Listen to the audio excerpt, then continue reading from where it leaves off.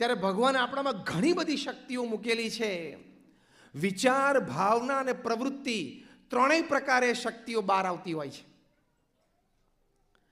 અને એ શક્તિ પછી બહુ મોટું કામ કરી જાય. તમે જોશો ઘણા બધા પ્રસિદ્ધ અને સફળ રમતવીરો આજે પૃથ્વી પર એવા છે જે જેડી હતા અને છે.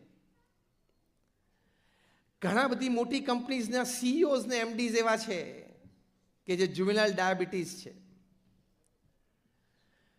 ઘણા બધા જાહેર જીવન જીવનારી વ્યક્તિઓ પણ એવી છે કે જે જુવેનાઇલ ડાયાબિટીસ છે.